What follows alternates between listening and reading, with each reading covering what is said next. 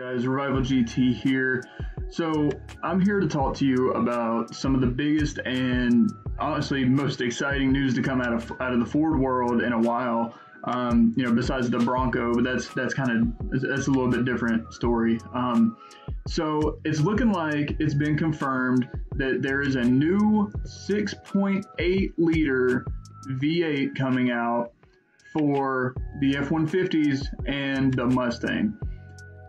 So Ford has, they've renewed a contract with the Windsor plant in Canada, and that's where everything is coming from now. So now I'm a sucker for sentiment and history.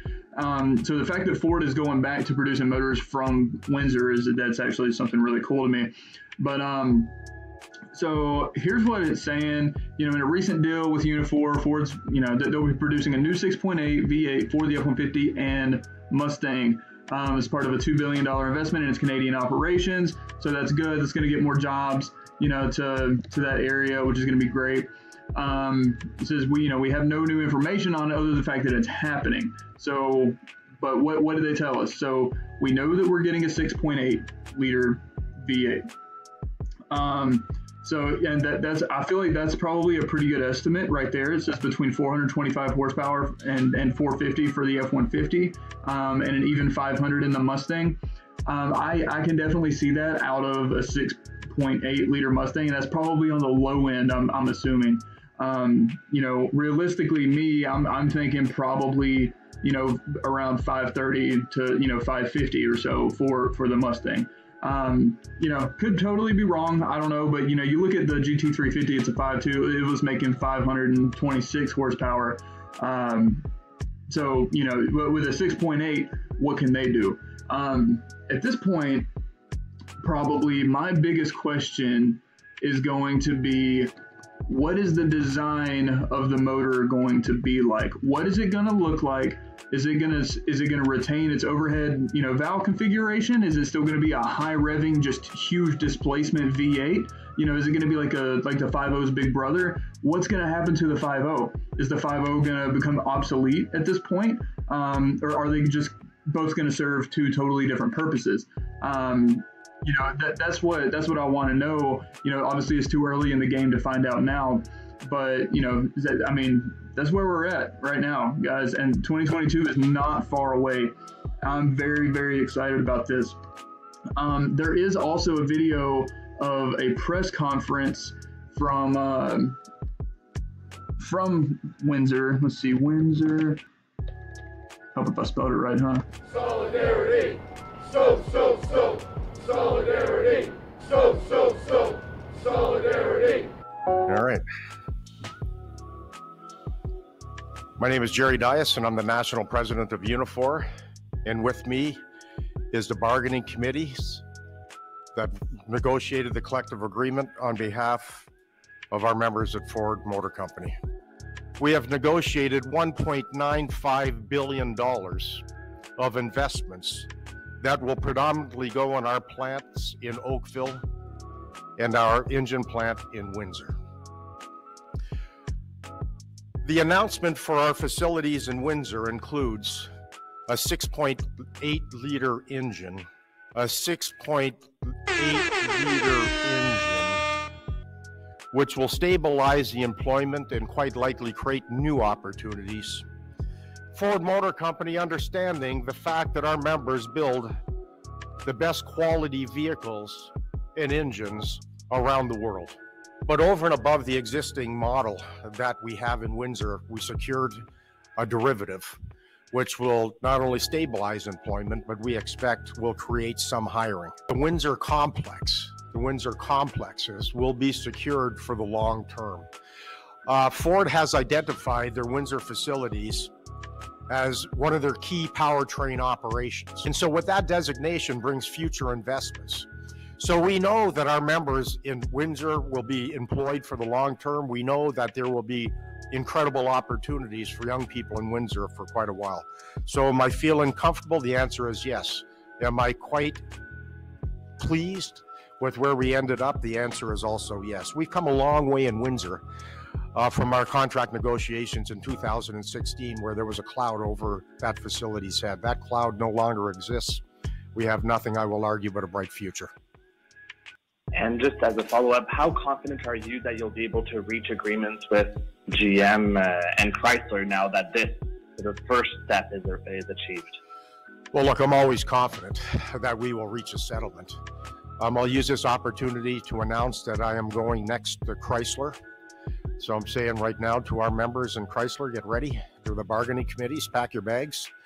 But I'm always confident. Look, the management team at Chrysler understands what our challenges are. Our management team, frankly, in General Motors understand what our challenges are and what our expectations are. So am I confident? The answer is yes. But will it be difficult? The answer is no question, yes.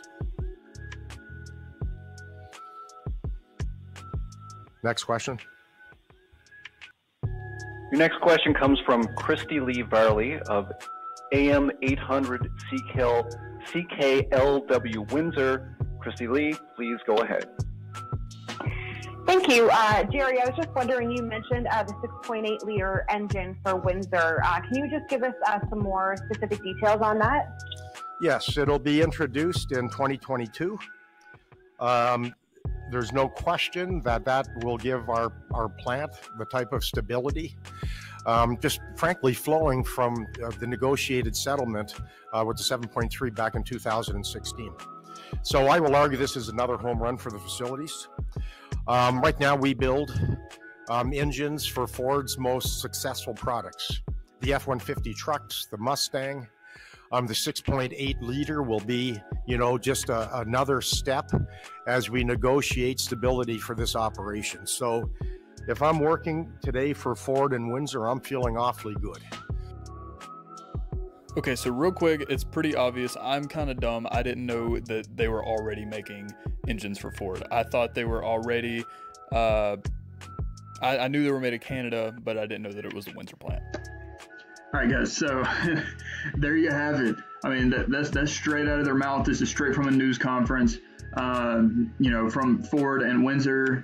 From this guy. I am super happy. I don't know what's going to happen with the 5.0s. Obviously we're still going to have them for the 2021, probably 2022 model year. But what's coming after that? None of us know. But this is definitely very exciting. I've been seeing the rounds about this go around, on social media, and it really caught my attention. I just wanted to make a video. Hopefully some of you guys can see this and kind of get the rumors going. I'm really excited about this. I feel like if this goes into a Mustang, this is really going to cause some drama and some problems for the other sports cars makers. The Camaro's going away, so we're not going to have too much to worry about from them. I'm sure they're not worried about their sports cars right now. But look at Dodge. That Dodge is doing big things in the performance automotive world right now, and I really feel like from my time working at Ford, I can tell you this: Ford does not make the first move. What Ford does is they analyze everyone else's move and then make a calculated return, and they come back and they beat them at their own game. That is how Ford operates, in my experience, from what I've seen. They just came out with like the TRX, Ram TRX, right? Ram came out not as a proactive thing, they did it as a reactive thing because Ford already had the Raptor. So what did they do? They threw a Hellcat engine in there, they changed up some cams and stuff, and they made an off-road Hellcat essentially, truck. Ford is now coming out with an F-150 that's going, or a Raptor variant that is going to destroy the TRX. And you see what I mean? That's how Ford works. Ford is reactionary. They wait for somebody else to do something, and then they come in and then they do it better. That's why Ford at this point has, you know, these little small displacement V8s, these little 5-liter V8s running around out here that are, you know, killing Hellcats and killing these 6.2, you know, LT cars, you know, in the Corvettes and the, you know, Camaros and all that good stuff. You know, and I'm not saying this to brag. I'm really not just trying to hop on somebody's junk when I say this, but you know, my car, when it with just a tune on it, walked away from a C7 Corvette. Now, granted, no, it wasn't a Z06, it was a freaking Stingray, but regardless, you know, that car should have destroyed me. It really should, but I walked away from it like it was nothing, and that is a smaller, lighter car with a bigger engine. That makes no sense, hypothetically. So that's what I'm saying, guys. Ford is really coming out with it. They're coming out with the heat, and I'm very excited to see what they got going on. But regardless, guys, let me know what you guys think.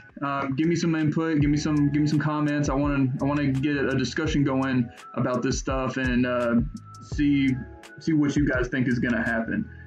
You know, with the 5.0, is it, you know, how is the 6.8 gonna be? What kind of numbers do you think it's gonna do for the trucks and for the Mustangs? What type of design do you think it is? You guys let me know all of that, you know, down in the comments. And again, as always, guys, please like, please subscribe. On the road to 1,000, please help God. I would very much appreciate it. So regardless, guys, thank you very much, and I hope you guys have a great day.